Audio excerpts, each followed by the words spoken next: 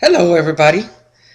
Uh, Coming to you on Tuesday, Veterans Day 2014. And I wanted to take a few minutes just to let you know how it went during our recent trip to Ecuador.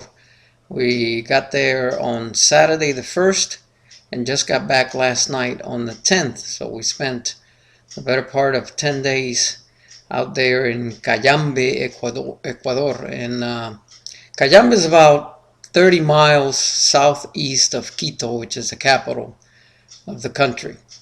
And we were visiting there with Hugo Sandoval and his family, his wife, Jenny, and his 4 children, Patty, Pamela, Andy, and Lulu. And their their 2 dogs and their cat as well. I met him about 12 years ago when I was traveling for work. Met him in Bolivia, and he's originally from Bolivia. All of them are, except Lulu was born in Ecuador he was attending a school there in the early 2000s, and she was born there while they were there. And as I mentioned, I met him in La Paz, Bolivia, when I was traveling there for work years ago, and went to his house a number of times, went to worship, Bible studies, and he's just a wonderful person, he and his family as well. We had a great time. The church there is wonderful, warm, full of warm people. They have about 50, 60 members more or less attending on Sunday services. Some of them come to class and don't stay for the worship, and vice versa. Some only come for the worship, can't come to class. And a lot of that has to do, according to one of the ladies I was talking to, the fact that they have to work on Sunday. And of course, a lot of times we in the United States, we take a lot of things for granted as far as our opulence. We don't look at it in that perspective, from that point of view. But it really is when you compare it to the way that a lot of other people in the world live. We have tremendous opulence in this country. So that is part of the reason why that is the case. Of course, here in the States, a lot of people don't come to class. They only come for the worship service. So it's not uncommon to see something like that happening. Hugo and his family work tirelessly for the church, trying to help their members, or its members, grow in grace and knowledge. Most believers there are fairly new in the faith, and so Hugo has to work hard to help those folks gain the knowledge necessary. And as a matter of fact, this Sunday he's been talking about studying in the book of Acts, and he's touching on chapter 20, where Paul is talking to the Ephesian elders, and he was talking about that. He's teaching the class, and he said a church that doesn't have elders is really a deficient church. And he didn't mean that they're less of a church than any others, or that it's their fault if they're not, because in a lot of cases that's not, it doesn't happen that way. But I think that what he was trying to get across is the fact that a congregation without elders is a bit incomplete. And so it's important to get enough men taught well enough so they can become elders eventually when they get to that point. And so I think that was a very important point that he was trying to make. And again, when you have a congregation such as theirs, where the great majority of folks are so new in the faith, it behooves the teacher to sow that seed in the minds of folks and prepare them so that eventually they can become elders, so that the church can be complete in its structure. So a lot of work, to be sure. Hugo right now is pretty much doing the work of an evangelist, of an elder, and a teacher. almost. Obviously not officially in all that capacity. He's primarily an evangelist and teacher, but he also has to do a lot of other work because of the fact that a lot of members there are new. Martin Valdivieso, who's sort of his partner in all of this, who's also an evangelist, he also does a lot of work preaching and teaching and helping out in Hugo and his work. Of course, Hugo's family is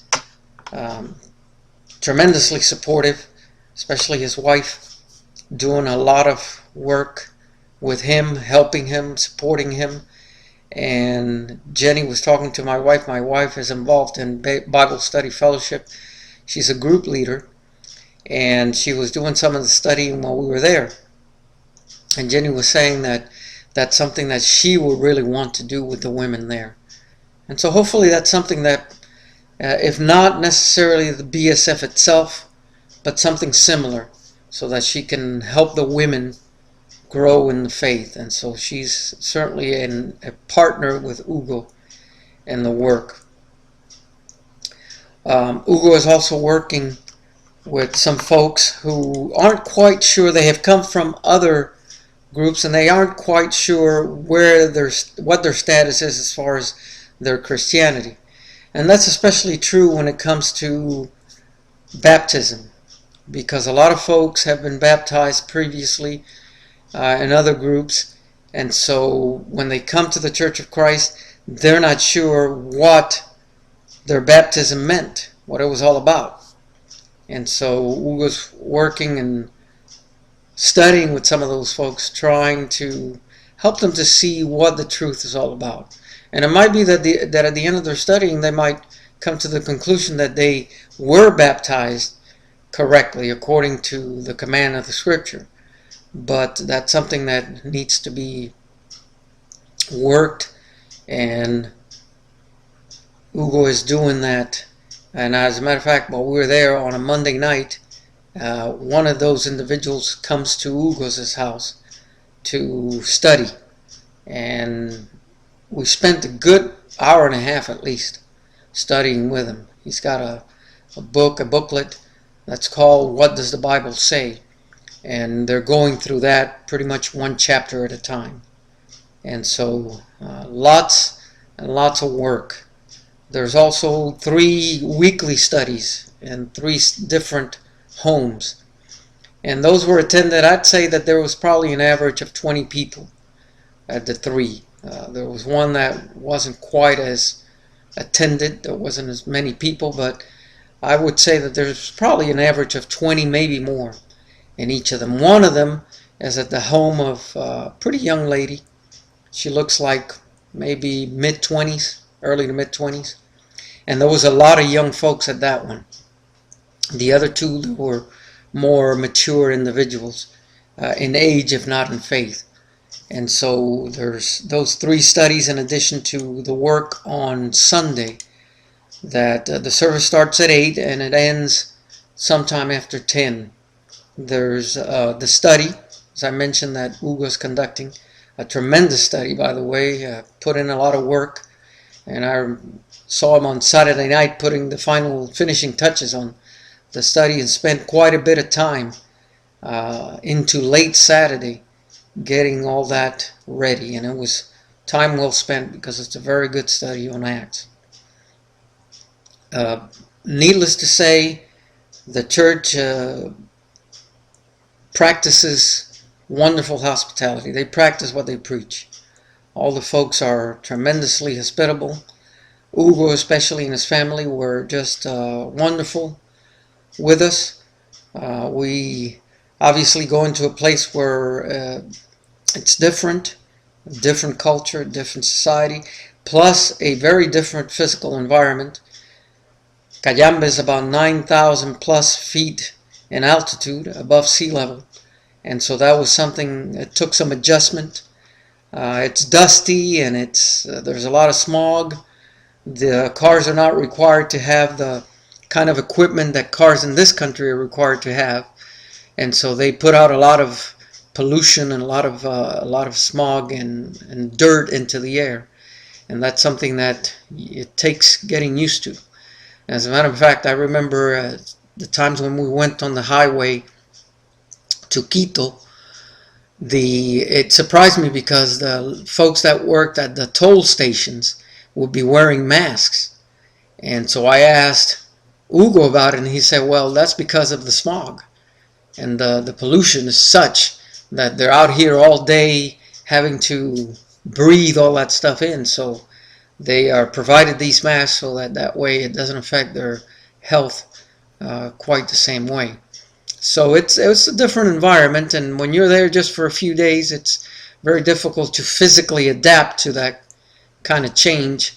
So we had a couple of days when it was a little difficult, our heads were hurting and what have you, but all in all, we did pretty well. We ate a lot of good food, of course, Latin stuff, which is composed of a lot of rice, a lot of potatoes, a lot of fruit, bananas especially, avocados, and we had the privilege for the first time in our lives of eating guinea pig. And the meat is quite good, and it doesn't taste like chicken, by the way. But the meat is quite good. It wasn't really tender, but it was fairly soft and easy to chew. The skin was quite tough, but it's not something that, even though in Ecuador is considered a delicacy, and as a matter of fact, if you're going to eat a plate of guinea pig, it'll cost you $20 to $25, which down there is quite expensive. But for me, and my wife also is of the same opinion, it's not something that we're going to say, "Oh, I can't wait to eat guinea pig again," because it was good, but it wasn't just that great. So we visited a lot of wonderful sites. Of course, the middle of the world, there's a monument in Quito, which actually is about 900 meters away from where the actual equator is. And one of the folks there was explaining to us that the monument is not intended necessarily to celebrate the middle of the world as much as the first expedition in the 1800s that came to work on where the equator was actually located and so on and so forth. The real middle of the world is actually just about 10-15 minutes away from Cayambe, and we went to that one as well, in a lot less fanfare. The one at Quito, there was a lot more people and a lot more going on there. This one, which is the actual place, was a lot quieter, and there was just a couple of folks there in addition to the tour guide.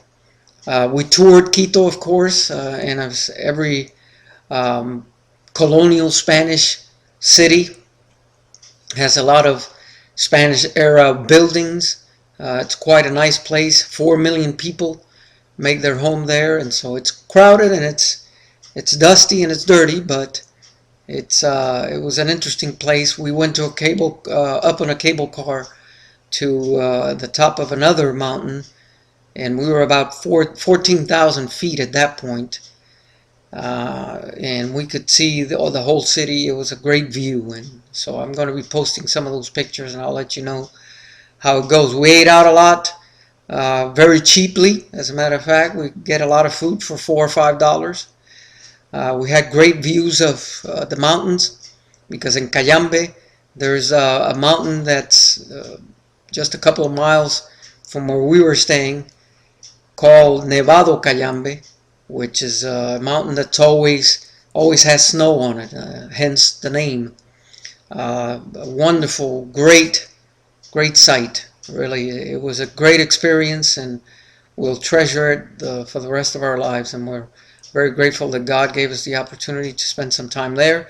Hopefully we'll get to do it again in the near future, and so we hope that you will pray for them. They're doing a lot of work in a country that is very much a Catholic stronghold, as most Latin countries are, and so they have a lot of work ahead of them. They're not going to be lacking in work, so please pray for them, and I hope you've enjoyed this little recounting of our experiences over the last 10 days, and we will talk to you again soon.